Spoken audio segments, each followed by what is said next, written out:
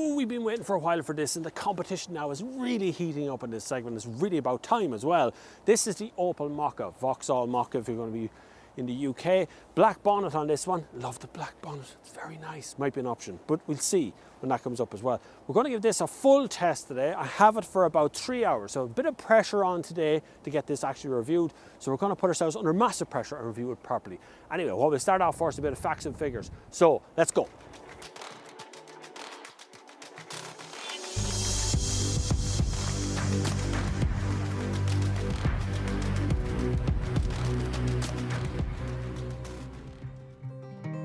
This new Opel Mokka is going to be a B SUV segment. Now that's one of the fastest growing segments in Europe. Like them or lump them, there's an awful lot of them here at the moment. Annual sales for the B SUV segment have grown over 70% in the last 4 years, so it's quite a lot of cars in that segment that everybody wants. The world premiere of the Opel Mokka was last September in 2020. That was in Rüsselsheim, obviously in the middle of a pandemic, nobody went to that. The drivetrain of this car is going to be all of the drivetrains you can have. Petrol, diesel and electric all at once. The top petrol engine Mokka will be 130 horsepower. There will also be a 74 kilowatt or 100 horsepower and another 130 horsepower version of it. You can have a 6-speed manual or 8-speed automatic in the ICE powered cars.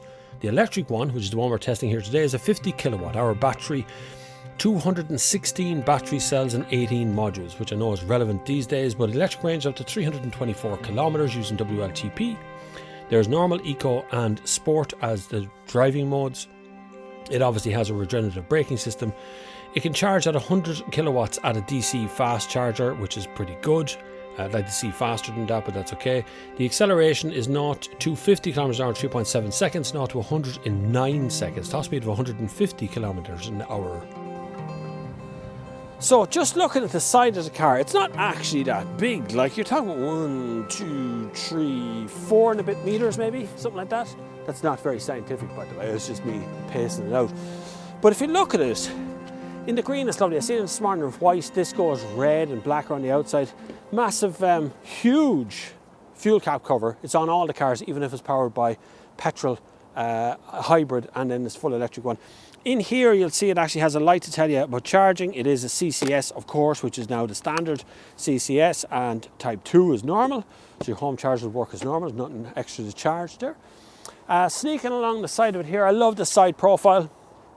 Really looks good. Incredibly aggressive looking front on it. I like that a lot. I like that a lot. That's coming out on the Crossland. It's going to be the Astra.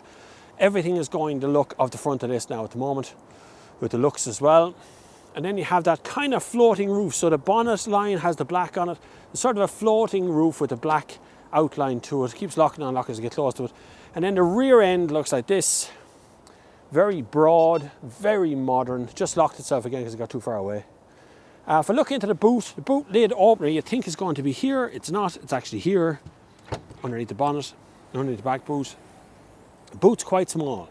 Have to say, physical space of the boot is actually not exactly huge, so you got a double boot here. You can put that underneath there, make it deeper. You can put that up on top to make it shallower. So it's a nice boot, but it's not very big. It does have shopping bag hooks on both sides. Coming around on the back seat, it's locked. Touch that, it'll open. There we go. So that's the back seat. As you can see in here, you will fit an adult inside the seat. Come to the back in a minute, but we do have 2 USB ports over there. You will fit 2 adults in the back of this, not 3, I don't think. And then just a quick look at the front seat. We'll get to the front in a minute, but that's kind of what it looks. Really, really plush interior. We'll come to the floating points and everything else happen in a minute. And then around to the front again, we get the black bonnet. It does look very different when the bonnet is not black. The car looks very different. Locked again. Anyway, before we go any further, let's have a look on the inside, see what you actually get for your money. There is a good thud from the outside. The car looks bigger on the outside than it actually is inside. But there is, so you got reach and rake on the steering wheel, which is very good. That's necessary. That really is necessary because I feel very far back from the seat, from the steering wheel right now. But interior wise, it's very plush. I like the piano black here. It's quite nice. Not a fingerprint magnet piano black, by the way. Look, I'm not leaving any fingerprints on that. It's quite clean. Drive mode here. Gear shifter is here, so that pull back there to go forward and back. And then you have all your kind of lane controls and cruise control things here. And then if I start it up, which button's there for that? See, it all starts up to everything's electronic, pure electronic dashboard, as you can see there now. So that's your charge information, speed information, and then how much your battery's got over here, and your actual range, and the radios here as well. Trip computers, there's so much information on one screen, they're brilliant. Then you come across to the radio here, which is all the radio information, and you've got audio and you've got nav and all that stuff built into it as well. You see your area not mapped, I'm off the map, I'm lost. And then vehicle information as well, traction control, blind spot monitoring on or off and all that. But actually they've maintained physical buttons underneath, which I do like. You can go E as well, by the way, and have a look, see what's happening with the battery, see my charge is there.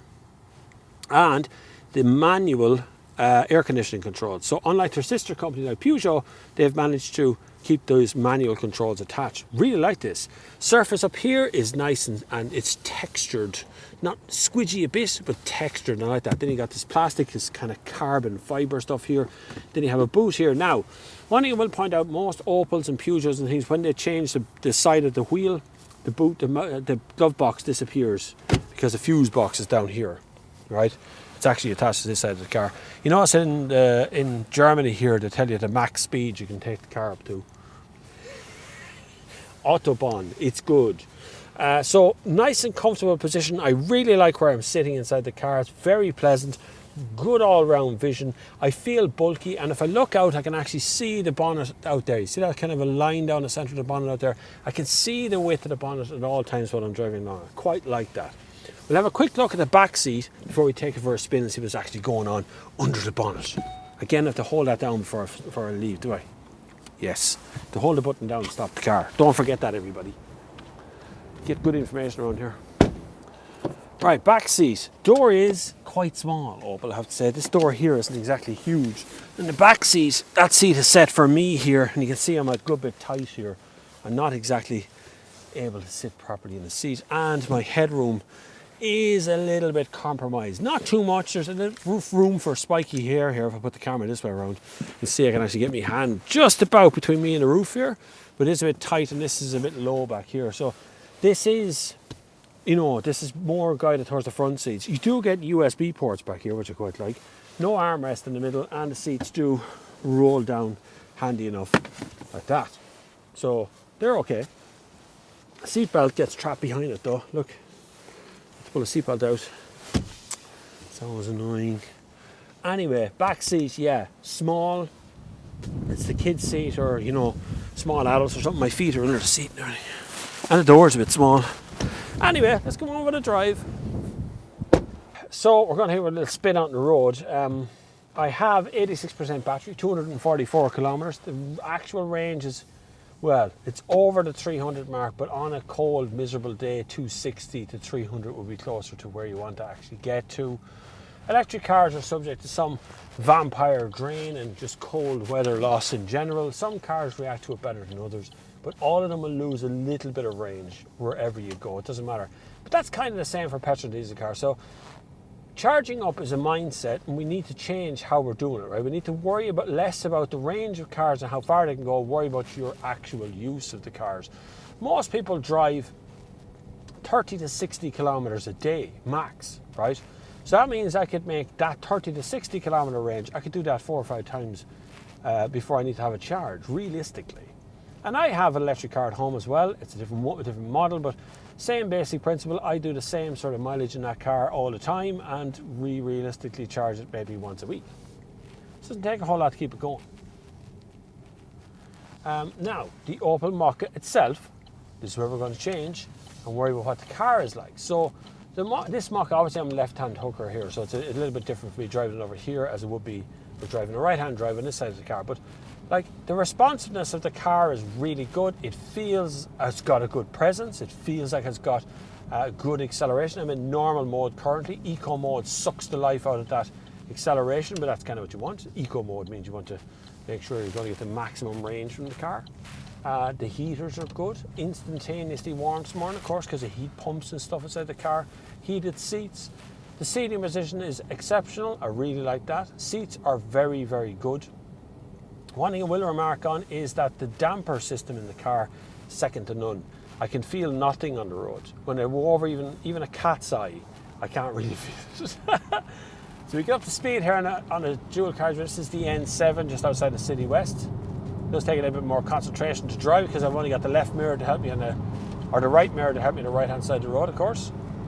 So you can see I have my speedo here in front of me, which is just a circle in the centre. So everything is where the driver should be. No heads-up display in the car. That's not a disappointment necessarily because I have the speedo directly in front of me. It's not like Tesla where you've got a screen in the middle to tell you everything that's going on. This car does everything with beautiful aplomb when it comes to German cars, of course. And this is a German car. This is the German model of this car as well. We'll see this later on in the year. It's absolutely super so far. All of my driving so far has been very, very relaxed. It is, I would say, slightly louder than, say, something like the BMW or the Volkswagen ID4, but I would say probably a little bit quieter than the Tesla Model 3. And yet, I'm going to point something out, I'm on winter tyres in this car. This car is actually driving on winter tyres today. The BMW was not taking any prisoners at all. He wants to go as fast as he can, and we're in Dublin. We're in it. So have I found anything I don't like about the car? No. This is where competition begins. This is where the real deal competition is right now. These, what you class as sort of a B SUV or nearly SUV styling car, these aren't necessarily SUV cars, have some lovely little touches to them. Like as a car I'd want to drive every day, yes, this is quite nice. As a practical family 5-door hatchback, I don't know, it's quite small. The car is quite small interior-wise.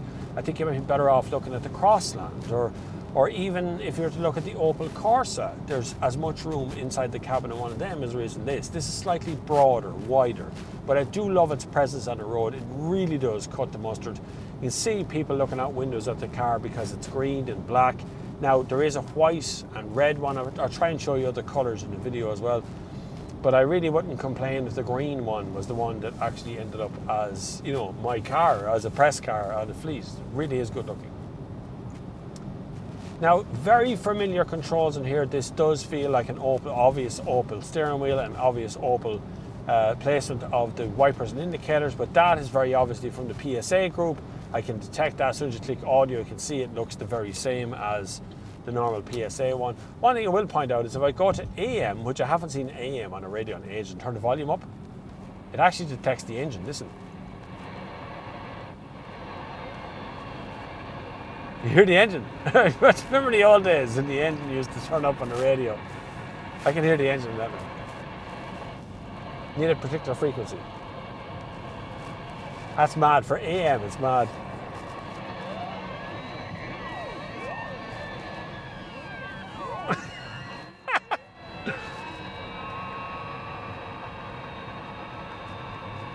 Good noise, good engine note.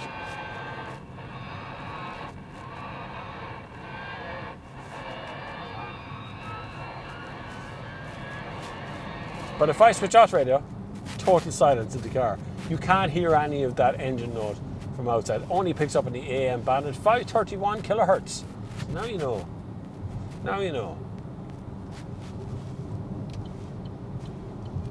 And we're back up to motorway speeds, M50. Remember them on winter tyres, just want to show you something else. So if I go into cruise control, so I turn that on and I set my speed to 99, 100, there we go.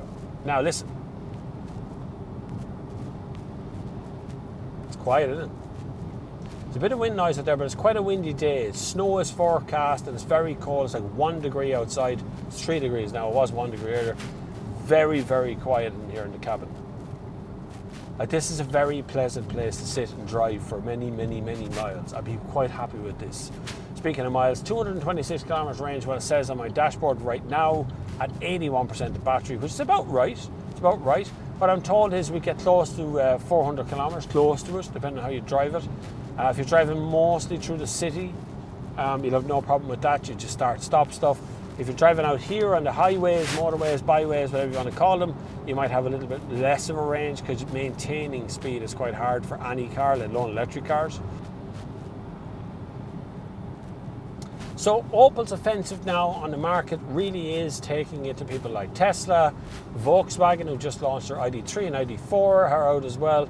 Corsa is in this, then we have the Mokka on top of that, Mazda's MX-30s to come again, direct competitor for this one of course, and you're going to get loads more of this over the year. This is over this next 12 to 15 months, the choice of electric cars is going to rise dramatically, I believe, as we get more and more tech and more ability out there to actually manufacture more batteries, a better secure supply of battery technology. We'll see proper competitors to the Tesla brand. Even though Tesla has the fanboys out there, I get it, they're all hanging about the place, they all comment on videos where I go on about Tesla being next out, but it's true, at the moment, Tesla is really pushing the edge of the software end of stuff. But when a real car company like Opel or Volkswagen or the German car companies really get it settled down to the software, and right now, the software on this looks finished to me. Really does. If I start rooting into that E thing and see it's normal, it's telling me what the drive is there, that's just really, really clever. Looks brilliant. The car looks brilliant.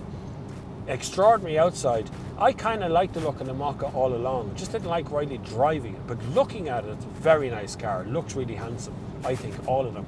I never thought it was a bad looking car in the first place, but this one is a super looking car. It really does cut the mustard. I like it. I like it a lot. Well, so look, thank you very much for watching. Hopefully you've hit the subscribe button at this point. There is a list of links down below as well to support the channel, Patreon, PayPal and all that sort of stuff. If you can, it'll be brilliant. If you can't, the totally free way of supporting the channel is, of course, subscribe. That's it. Just hit the subscribe button. Really good to have you along. You can find me on TikTok, Twitter, Instagram, sometimes on Facebook every once in a while. The most common place where you respond to DMs is Instagram. And then I do a lot of content on TikTok as well. So if you want to join in any one of those platforms, it would be great. I'd love to have you along for the ride, actually, to be honest with you, because this year I hope when pandemic is over to be able to hire in a camera person and maybe make bigger, longer videos or more in-depth videos to kind of go with this, which would be really cool. I think it'd be really cool to be able to get someone along for the ride. Would be good as well. Anyway, we'll talk about that at a later date. Thank you very much for watching, and until the next time, I will see you on the far side.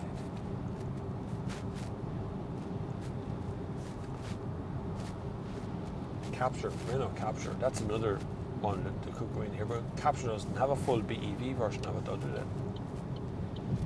It's so nice on the road. Yes, there is a bit of behind the scenes. There usually is on all my videos. If you're still here, you're like the captain of the whole ship here. Like, you know, you're the sergeant majors of the real deal behind the scenes stuff. It will be a podcast out this month. I'm just literally shooting through guests at the moment. Ordinary people, kind of. They're not actually ordinary. They're extraordinary people I'm having on the show, but they're not the usual, not comedians in cars getting coffees like. You know what I mean? Not that. This is on winter tyres as well, so no chance of skidding, but we're not at the right temperature. Winter tyres only really operate below 7 degrees, and really only when it's freezing is winter tyres any good. So it's 2 degrees out there now, but the roads are dry, like there's no frost on them. But if we get snow over the next while, the winter tyres will come into their own. Nice response. It's not too forceful. It's just a nice, ordinary 5-door hatchback feeling response from the engine. So I like that. Anyway, I'm going to drop back now. Good luck. See you later on, right? Bye now. Take care. Don't the door hit the arse of the way out.